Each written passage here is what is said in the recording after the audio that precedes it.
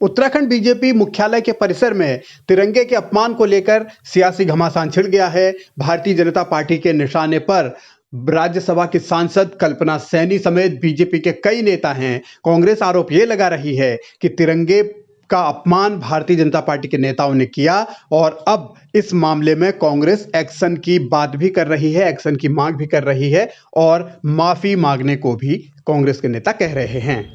दुष्यंत गौतम और प्रदेश अध्यक्ष महेंद्र भट्ट के कार्यक्रम में उपस्थित रहते हुए जिस तरीके से भारतीय ध्वज के रंग का अपमान भारतीय जनता पार्टी के लोगों ने किया है, इनकी राज्यसभा की सांसद कल्पना सैनी जिस तरीके से उस ध्वज के ऊपर चली हैं जो रंगोली के रूप में बनाया गया था, निश्चित ही भारतीय जनता पार्टी और आरएसएस के लोगों से यही उम्मीद की जा सकती है।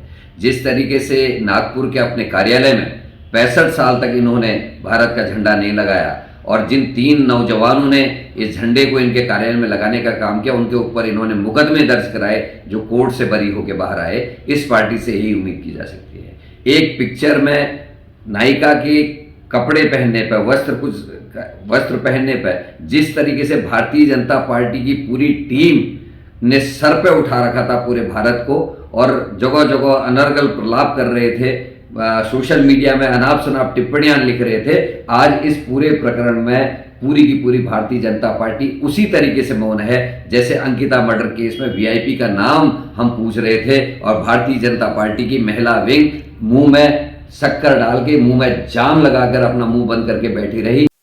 बीजेपी ऑफिस में बैठक थी और बैठक के दौरान ही ये कहा जा रहा है कि 24 फरवरी को जिस तरीके से तिरंगे का अपमान हुआ और उसके बाद भारतीय जनता पार्टी ने चुप्पी साधी हुई है, तो इस पर कई सवाल उठते हैं। लेकिन कांग्रेस के इन आरोपों को भारतीय जनता पार्टी की ओर से निराधार भले ही बताया जा रहा हो, लेकिन कांग्रेसी अपने स्तर पर इसकी शिकायत भी कर चुके हैं। ज्ञापन डीजीपी को दिया गया है, तहरीर नुमा यह ज्ञापन है जिसमें यह मांग की गई है कि तिरंगे का अपमान करने वालों के खिलाफ मुकदमा दर्ज होना चाहिए। और इस पूरे मामले पर जब सियासत हावी हो रही है, सियासी रंग जब चढ़ रहा है, तो बीजेपी अब सफाई दे रही है।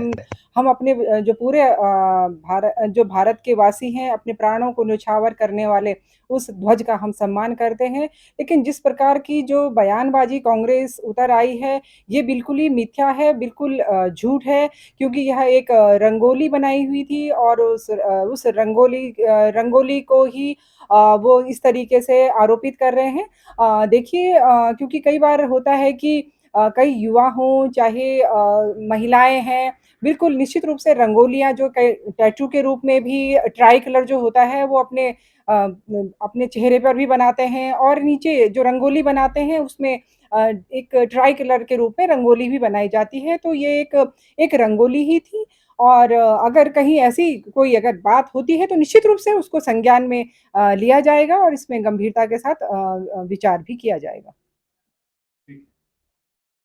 तिरंगे के अपमान को लेकर सत्ता पक्ष और विपक्ष आमने सामने है। आरोप प्रत्यारोप का सिलसिला दोनों तरफ से चल रहा है। लेकिन अब सवाल इस बात को लेकर है कि आने वाले दिनों में ये मामला कितना और तूल पकड़ेगा। क्या भारतीय जनता पार्टी के नेताओं को माफी मांगने की नौबत आएगी? क्या भारतीय जनता पार्टी के नेता माफी मांगेंगे? और तिरंगे के अपमान को लेकर जो सवाल उठ रहे हैं, क्या उस पर सिर्फ इतनी सफाई देना काफी है कि ये तो रंगोली बनाई थी?